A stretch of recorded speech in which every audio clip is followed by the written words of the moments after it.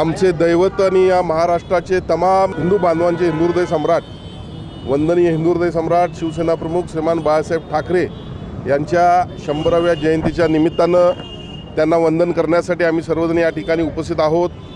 खऱ्या अर्थानं नुकत्याच झालेल्या महापालिकेच्या निवडणुकीमध्ये वंदनीय शिवसेना प्रमुखांचे 15 शिलेदार निवडून देत एक इतिहास घडलेला आहे. 1986 साली शिवसेनेची स्थापना झाली. जवळपास 39 वर्षामध्ये शिवसेना 11 नगरसेवकांच्या वरती गेली नाही. ते पण एकदाच 11 नगरसेवक निवडून आले होते. आज जर पाहिलं तर कोल्हापूर शहरातील जनता असेल, अनेक नेते एकवटलेले आहेत. वंदनीय शिवसेना प्रमुखांचे विचार घेऊन आम्ही आज समाजकार्याला सुरुवात करतोय आणि त्यासाठी आज या ठिकाणी 100व्या जयंतीच्या निमित्तानं त्यांना वंदन करण्यासाठी एकत्रित आलेलो आहोत. सर, महापौर पदासाठी आपण म्हटलं की बरोबर आहे, पण आज शहरामध्ये होर्डिंग लागलेली आहे, जी सर्व चर्चा आहे की शिवसेना महापौर होणार. काय नेमकं दोन्ही जर कॉन्ट्रास्ट नाही? शिवसेनेचा महापौर होणार हे सांगायला आता कुठल्या ज्योतिषाची गरज लागलेली नाही. नॅचरल जस्टिसप्रमाणे शिवसेनेचा महापौर होईल. मग सन्माननीय मुख्यमंत्री देवेंद्र फडणवीस साहेब, एकनाथजी शिंदे साहेब, अजितदादा पवार साहेब, पहिला म्हणले तर पहिला, दुसरा म्हणले तर दुसरा निश्चित, पण महापौर हा निश्चित होणार. कारण आमची संख्या देखील उल्लेखनीय आहे.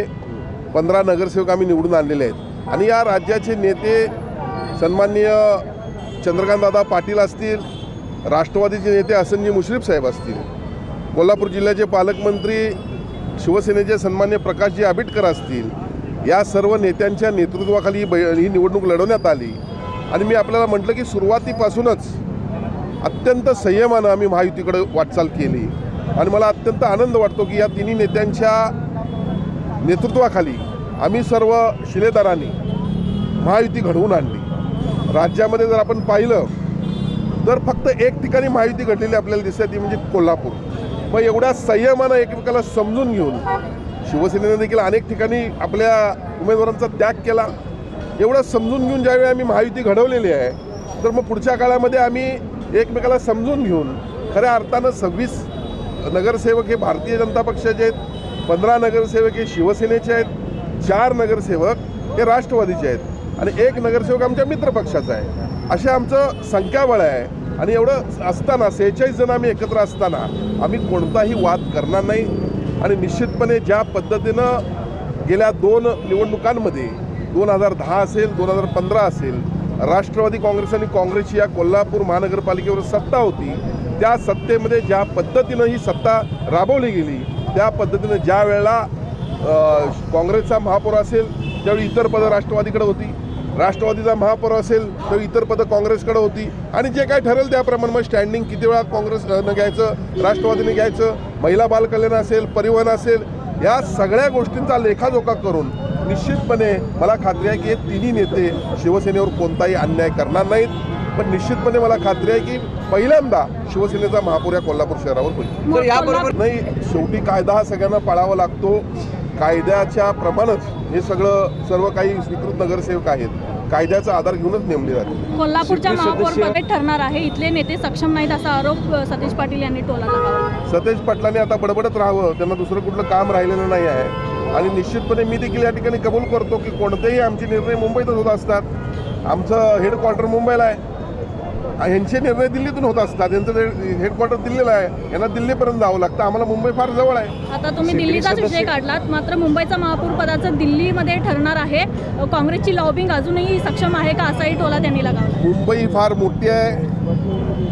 मुंबईच्या बाबतीमध्ये देशाचे पंतप्रधान नरेंद्रभाई मोदी, देशाचे गृहमंत्री अमितजी शहा यांच्याशी चर्चा सुरू असल्याचं मला कळते, पण यामध्ये मला काही डिटेल माहीत नाही आहे. पण निश्चितपणे मुंबईमध्ये देखील महायुतीचा महापौर झालेला आपल्याला दिसेल. स्वीकृत सदस्य वाढण्याची काही शक्यता आहे का? स्वीकृत सदस्याच्या संदर्भात अजून तशी काय अजून एकंदरीत आम्हाला लक्षात आलेलं नाही. पण निश्चितपणे जे काही कायद्याप्रमाणे नवीन कायद्याप्रमाणे निर्माण झालेली पदं आहेत ती त्या प्रमाणात आम्ही वाटून घेऊ. नगरसेवकाचं कामच ते आहे, मूलभूत सोयीसुविधा नागरिकांना पुरवणं आणि या पुरवण्यामध्ये आमचे नगरसेवक कुठेही कमी पडणार नाहीत. कारण देशामध्ये, राज्यामध्ये आणि आता महानगरपालिकेमध्ये तिन्हीमध्ये एक सत्ता असल्यामुळं, ही सत्ता एकसंघ असल्यामुळं ज्या काही गोष्टींची या ठिकाणी बघा, ड वर्ग महापालिका आपली आहे. ड वर्ग महापालिका असल्यामुळं या ठिकाणी आर्थिक स्रोत फार कमी आहे. असं असताना मग राज्य शासन केंद्र शासनाचा आधार घ्यावा लागतो. मग केंद्र शासन आणि राज्य शासन या दोन्ही ठिकाणी महायुतीची सत्ता असल्यामुळं कोल्हापूर शहराचे प्रश्न सोडवण्यासाठी या ठिकाणी कोणताही निधीची आम्ही कमतरता भासू देणार नाही. गेले अनेक वर्ष सुरू असलेला IT पार्कचा प्रश्न निकाली काढू, हद्दवाढीचा प्रश्न निकाली काढू. शहरातले रस्ते तुम्ही बघा, गेल्या 4 महिन्यामध्ये सन्माननीय पालकमंत्री आबिटकर यांच्या नेतृत्वाखाली आम्ही सर्वजण, मी असेल, अमल महाडिक असेल, मॅरेथॉन बैठका घेतल्या. आज रस्ते बघा काय झालेले आहेत 4 महिन्यामध्ये. आणि अशा पद्धतीनं मग शहरातले ओपन स्पेस ताब्यात घ्यायचा विषय आहे, ॲम्युनिटीज द्यायचा विषय आहे, रिंग रोड आहेत, पार्किंगचे स्लॉट्स आहेत, ट्रॅफिकची सिस्टीम सुधारण्याचा विषय आहे. अशा पद्धतीनं शहरामध्ये आज जावळाच्या गणपतीजवळ झालेली वाहतुकीची कोंडी असेल, अनेक ठिकाणच्या वाहतुकीच्या कोंडी असतील, या सगळ्या गोष्टी सुधारण्यासाठी आम्ही कटिबद्ध आहोत. एवढंच मला या ठिकाणी आज म्हणायचं. पक्षाच्या चिन्हाबाबत होणार आहे, काय आशा आहे? बघा, जनतेच्या न्यायालयामध्ये शिवसेनेच्या बाबतीत निर्णय झालेला आहे. बाकी न्यायालयाचा आपण मान राखून जो त्यांचा निर्णय असेल तो मान्य करणार. मला खात्री आहे न्यायालयामध्ये देखील तोच निर्णय होईल. खरं तर महापालिका जिल्हा परिषद पंचायत समितीच्या निवडणुका लागलेल्या आहेत, कशा प्रकारे चित्र राहील? निश्चितपणे जिल्हा परिषदेमध्ये देखील ज्या पद्धतीनं विधानसभेमध्ये ट्रेंड होता, ज्या पद्धतीनं नगर परिषदेमध्ये ट्रेंड होता, ज्या पद्धतीनं 29 पैकी 25 ठिकाणी महायुतीचं सरकार महापालिकेत ट्रेंड होता, त्या पद्धतीनं जिल्हा परिषदेमध्ये देखील ट्रेंड राहील.